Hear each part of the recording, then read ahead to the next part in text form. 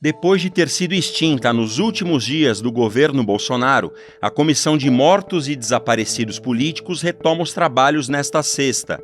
A comissão foi criada em 1995 no governo Fernando Henrique Cardoso. Além de trabalhar para localizar os restos mortais das vítimas da ditadura militar, a comissão emitia pareceres sobre indenizações a familiares dos perseguidos pelo regime. Em 2019, no início do governo Bolsonaro, a comissão foi loteada e entregue a militares e aliados. Depois acabou extinta pelo próprio Bolsonaro nos últimos dias do governo dele, em dezembro de 2022. Em julho deste ano, o presidente Lula determinou a recriação da comissão. Essa era uma promessa de campanha dele, que apesar disso, levou mais de 1 ano e meio para cumpri-la. Os trabalhos serão finalmente retomados hoje, no Dia Internacional das Vítimas de Desaparecimentos Forçados. Sexta-feira, 30 de agosto de 2024.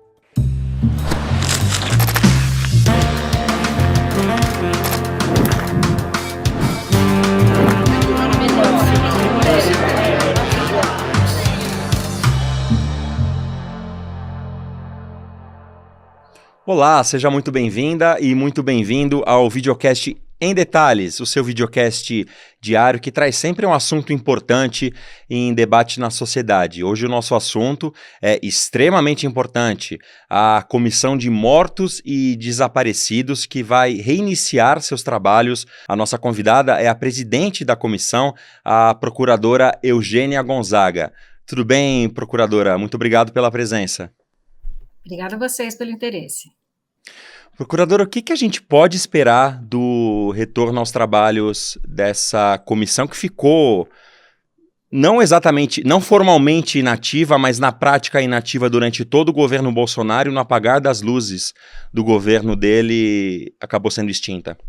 Foi mais um golpe, para os familiares de mortos e desaparecidos políticos que, na verdade, nunca tiveram respostas concretas sobre o destino dos seus entes queridos.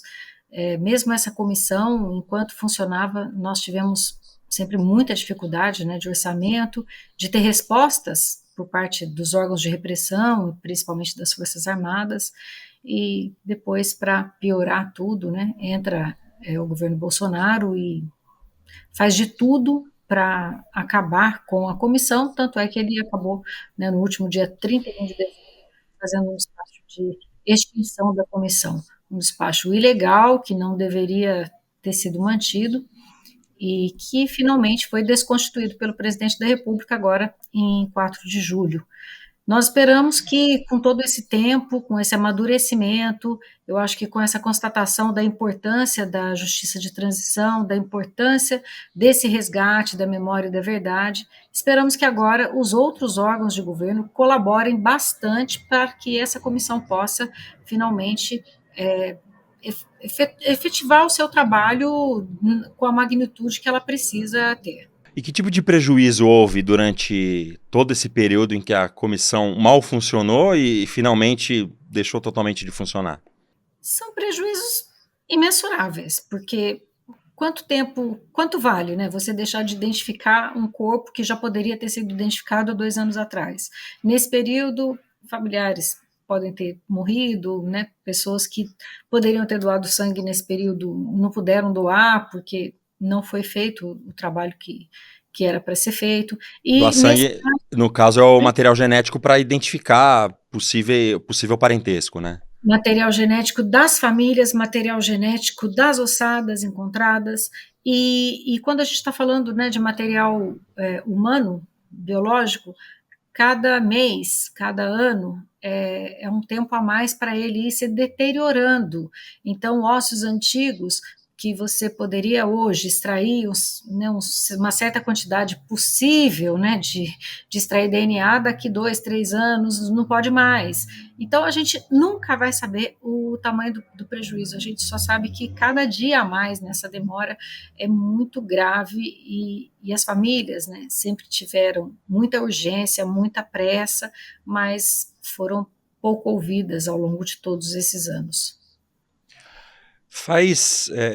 Nesse ano, lembrou-se que o golpe militar fez 60 anos, né? Não, jamais dizer comemorou ou celebrou, mas O golpe fez 60 anos agora, em 2024, faz quase 40 anos que a ditadura militar terminou.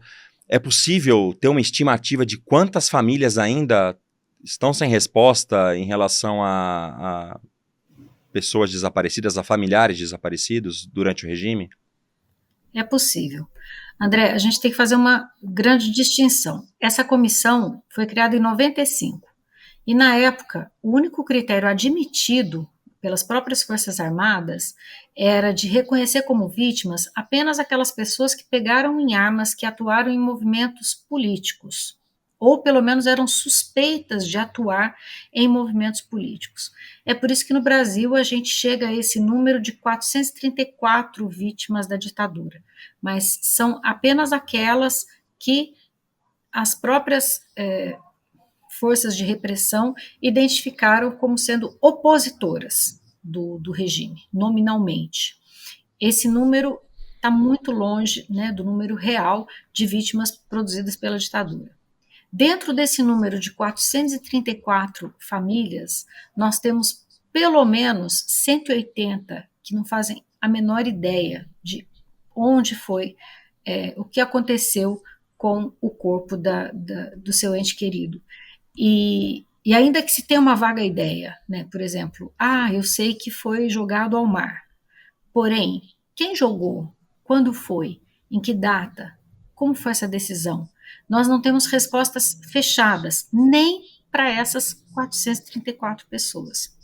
Agora, o que a gente já sabe hoje é que esse critério de se reconhecer como vítima da ditadura, ele evoluiu. No Brasil já evoluiu desde 2002, que a gente tem uma comissão chamada de reparação, de anistia, que reconhece como vítimas da ditadura as pessoas que foram atingidas de qualquer modo por esses atos de repressão.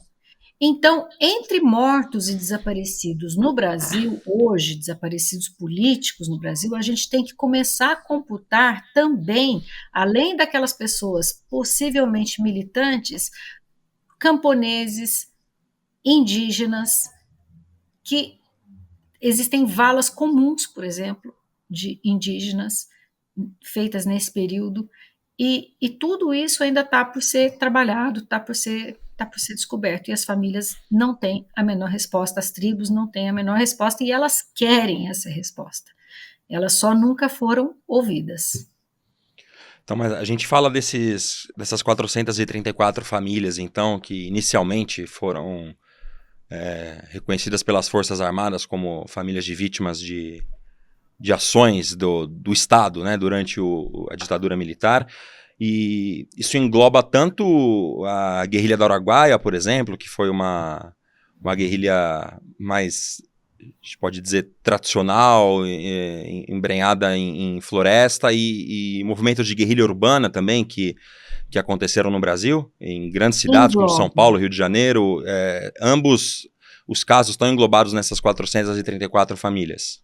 Engloba a guerrilha do Araguaia, engloba a atuação no Rio de Janeiro, São Paulo, Porto Alegre, por exemplo, onde foi identificado que haviam militares que resistiam ao governo. Primeira morte da ditadura, no primeiro dia do governo ditatorial, foi de um militar que eventualmente seria contra. Isso aconteceu em Porto Alegre.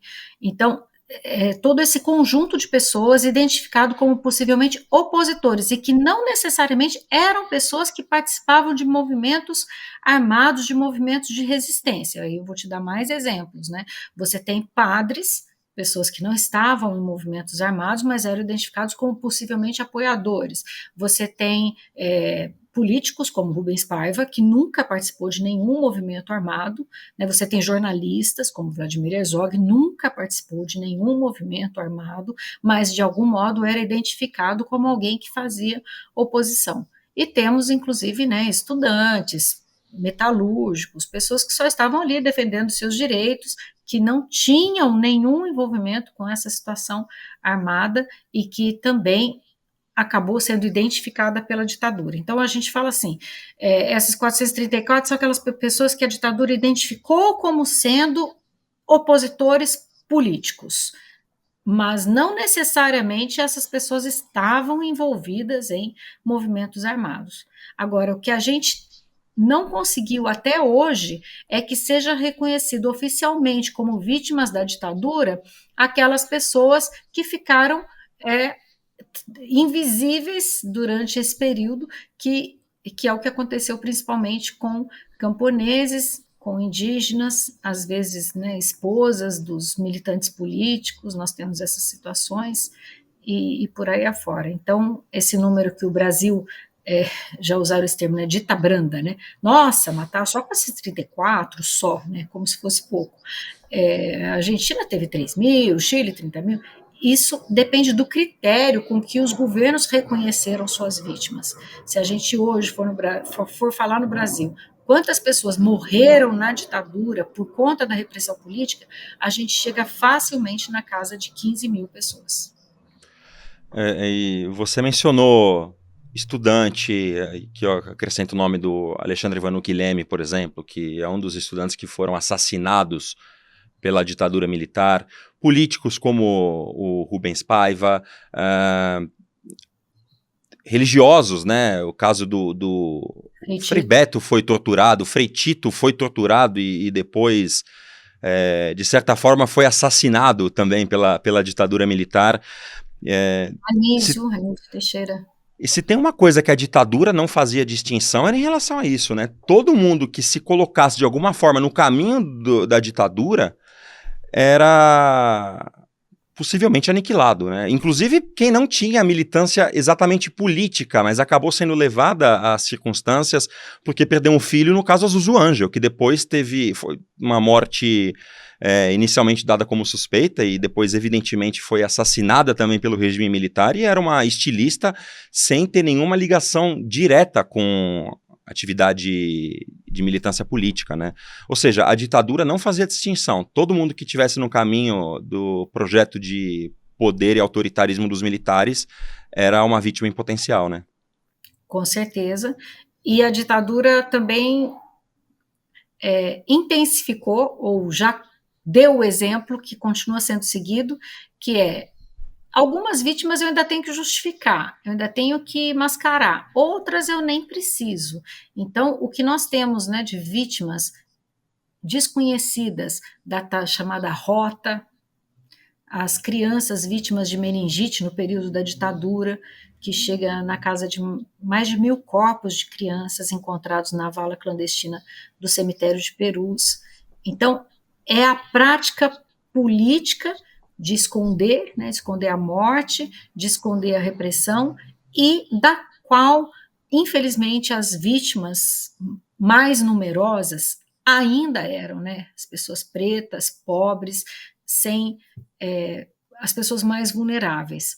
Agora, como havia a questão política envolvida, então acabou essa violência resvalando para esses setores que jamais tinham sido perseguidos por nenhum tipo de polícia, de repressão, né, como deputados e os exemplos que você acabou de dar. Mas é toda uma história que a gente tem que resgatar, né? Os operários eram perseguidos dentro das fábricas.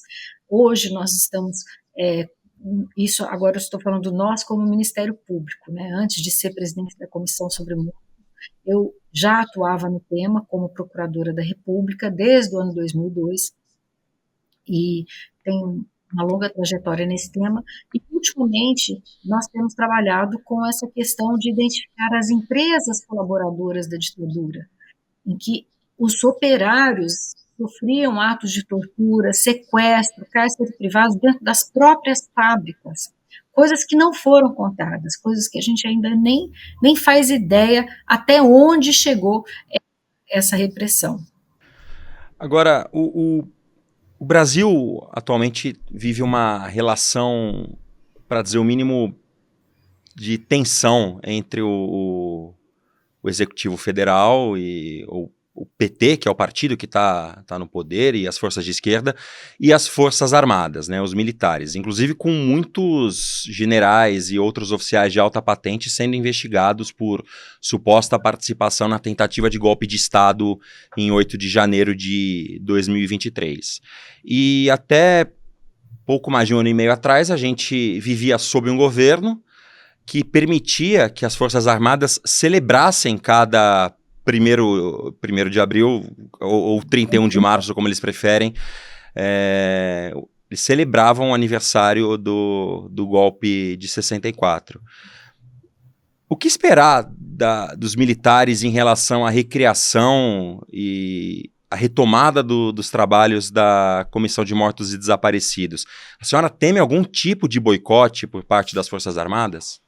Nem temo, porque o boicote sempre existiu. Toda vez que nós precisamos de alguma informação, a informação não veio. Né? Nós temos muita colaboração dos órgãos atuais. Eu já fiz várias diligências pelo interior do Brasil em que tivemos muita colaboração das Forças Armadas. Com o quê? Com tenda, com pá, com ventilador, com água gelada para todo mundo poder trabalhar. Mas as informações? Não, isso nós não temos. Isso nós não temos. A gente não tem aquilo que é essencial, que é a informação do período.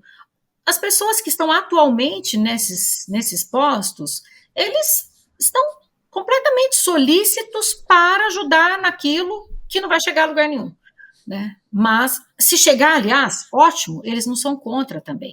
Mas não existe colaboração para a informação do passado.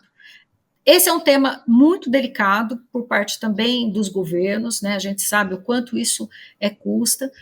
E a gente sabe também que no Brasil existiu um pacto. Eu nunca gostei de falar sobre essa história do pacto, porque eu falava isso não é elemento jurídico para a gente considerar em nada. Só que existiu esse pacto para a ditadura terminar, vamos fazer um pacto, deixar tudo isso para trás e zerar daqui para frente. E todo aquele que ficasse contra esse pacto está contra a democracia. Era basicamente a visão. Nós, do Ministério Público, geração completamente nova, diferente desse pessoal, nós fomos muito criticados quando nós começamos a entrar com essas ações a partir de 2005, 2010. Mas era nosso dever fazer isso, porque essa história de pacto não está escrito em legislação nenhuma. Hoje, depois de todos esses anos, eu acredito que a gente tem que partir de mais um pacto. E é um pacto mínimo.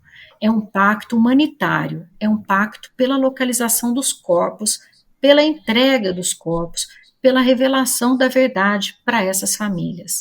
Eu não estou nem falando mais de punição, isso é uma outra questão, uma questão do judiciário, é uma questão das ações, é uma questão de prova, né, que é completamente diferente desse trabalho humanitário, que é o trabalho da comissão de proceder a essa localização, essa reparação pecuniária, que é praticamente simbólica. Hoje essa indenização está em 130 mil para cada família, as famílias que tinham que receber já receberam, mas ela ainda deve essa reparação psicológica, essa reparação moral, que é o que a gente tem feito com a retificação dos assentos de óbito, né? As mesmas pessoas que tiveram seus corpos, tiveram corpos com atestados de óbito escritos assim, morto nos termos da lei 9.140. Essas pessoas não querem isso, então a gente começou a fazer as retificações, esse é um dos principais objetivos agora com essa retomada da comissão, é uma forma de reparação moral, é uma forma de trabalho humanitário, de você entregar pelo menos, né, a verdade, a informação e, se possível, o corpo para a pessoa fazer um sepultamento digno. Então eu acho que a gente pode contar com esse pacto. Por mais difícil que seja o cenário político, eu acho que esse pacto ele tem que estar acima de direita, de esquerda, de bolsonarismo, de lulismo, de qualquer coisa. Eu acho que ninguém pode ser contra esse direito de um ser humano, de uma família, dar um destino, ou pelo menos saber a verdade sobre a morte do seu ente querido. Esse é o nosso objetivo. Agora, uma coisa que diferencia o Brasil de outros países da América Latina como a senhora mencionou, é esse pacto, né, que no final das contas não puniu os agentes da ditadura, mas manteve a punição para o lado só, que é o lado das vítimas, né? Essas vítimas que não encontram os corpos dos seus entes queridos, mães que não puderam sepultar seus filhos, filhos que até hoje não sabem a localização do pai e da mãe, são punidas a cada dia, essas pessoas, né? Continuam sendo punidas por essa angústia. E em outros países, Argentina, Chile, isso não ocorreu, ou não ocorreu dessa forma tão acentuada como ocorreu no Brasil. E uma coisa que caracteriza muitos desses países é a existência, por exemplo, de um memorial que relembre ou que apresente às novas gerações as atrocidades das ditaduras de cada um desses países, né? É um relato pessoal. Uma das experiências mais impactantes que eu tive foi no Memorial dos Direitos Humanos em Santiago, no Chile, que mostra ali cartas de crianças perguntando onde está o pai, onde está a mãe. Isso quando as crianças não foram simplesmente sequestradas e tiradas da família. Enfim, aqui é um assunto que para 3 horas de programa não seria suficiente a gente listar as atrocidades dos regimes militares do Brasil e de outros países da América Latina. E o Brasil não tem um memorial que abarque toda essa história, né? E havia até esse projeto por parte do ministro Silvio Almeida dos Direitos Humanos, o presidente Lula, não querendo criar confusão com os militares, abortou essa ideia, pelo menos por enquanto. A gente pode, com a recriação, embora não é essa a função da comissão, claro, mas a recriação da Comissão de Mortos e Desaparecidos, será que sinaliza para a possibilidade dessa decisão ser revista? E como a senhora veria a construção de um memorial dessa maneira? A comissão é um ator a mais nisso tudo que você está dizendo. O Brasil, a gente não pode dizer que não tem memoriais. Tem. Muitos atores, como eu disse, né?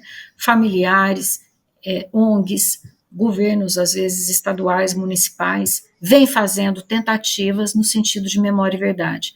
Então, em São Paulo, a gente tem, por exemplo, o viaduto Costa e Silva, passou a se chamar viaduto João Goulart.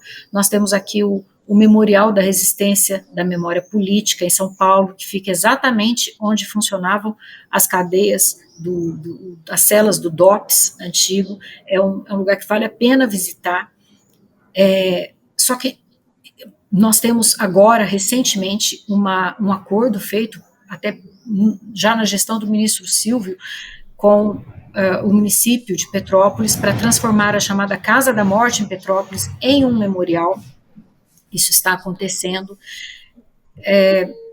Temos iniciativas com verbas obtidas em termo de ajustamento do Ministério Público, com a Volkswagen, por exemplo, de transformar a Justiça Militar aqui em São Paulo em um centro de memória. Temos iniciativas sobre o DOPS. Então, nós temos iniciativas pipocando por ali, só que nenhuma tem esse peso, né, como você citou, desse memorial no Chile, que é o memorial do país, é o memorial da nação. Né? Então, nós não podemos dizer que não tem nada, porque tem, muita gente vem fazendo. E eu espero que a comissão, nós já colaboramos outras vezes nesses espaços de memória, e agora queremos também colaborar, oferecer elementos, oferecer dados históricos para que isso seja cada vez mais registrados. Temos o Memorial da Anistia em Belo Horizonte, que foi paralisado na onda Lava Jato, naquela operação horrível chamada Esperança Equilibrista, né, que ainda chamaram jocosamente a música do João Bosco e Aldir Blanc em homenagem, né, aos anistiados, aos verdadeiros anistiados, e esperamos que isso também seja retomado, trabalhamos, né, por isso. Agora, infelizmente, é isso que você disse, a gente conhece quase nada, né? Você falou de crianças presas, tivemos muitas crianças presas, tivemos crianças tiradas de suas famílias, crianças sequestradas, isso quase não vem à tona. Quando a gente vai em alguma escola e dá alguma palestra sobre isso, que vão as próprias vítimas, é um susto por parte dos adolescentes, eles falam, a gente não sabe que isso aconteceu. E isso faz parte, né, dessa tentativa de impunidade, da qual o apagamento da memória coletiva é essencial. Né? Você vai sair sempre impune se aquilo for apagado da memória coletiva.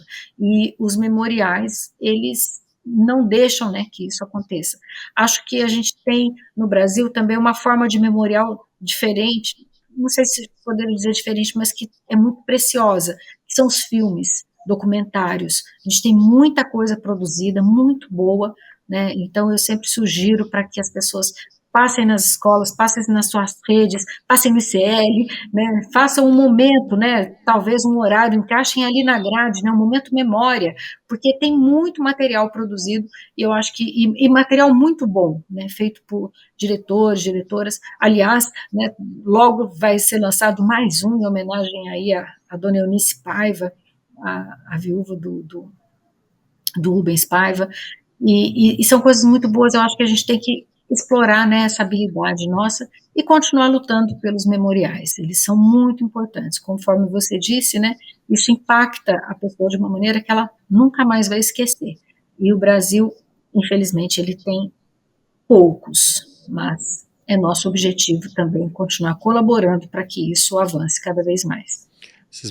Esses memoriais são importantes até para que a gente não fique simplesmente na abstração de 430 mortos ou 15 mil mortos, que tudo bem, é um número impactante, mas são 15 mil uns, que é um filho, uma mãe, um pai, um esposo, uma esposa, né? São pessoas com história, não são simplesmente não é simplesmente um grupo de pessoas que desapareceu e que virou só um número, né? São 15 mil histórias, 15 mil famílias, ou qualquer que seja o número real, que são certamente na casa dos milhares, mas a gente tem que tentar fugir dessa abstração que é um número de mortos, um número de desaparecidos e ponto, né?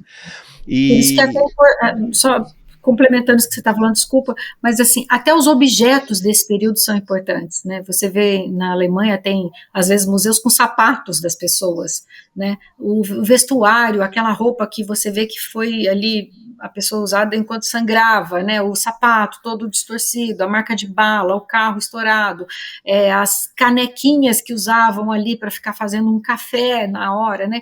Tudo isso é muito importante e deveria fazer parte desses memoriais. E já existe trabalho coletando tudo isso. Só falta lugar para poder reunir e dar essa concretude que você está falando, que é muito importante.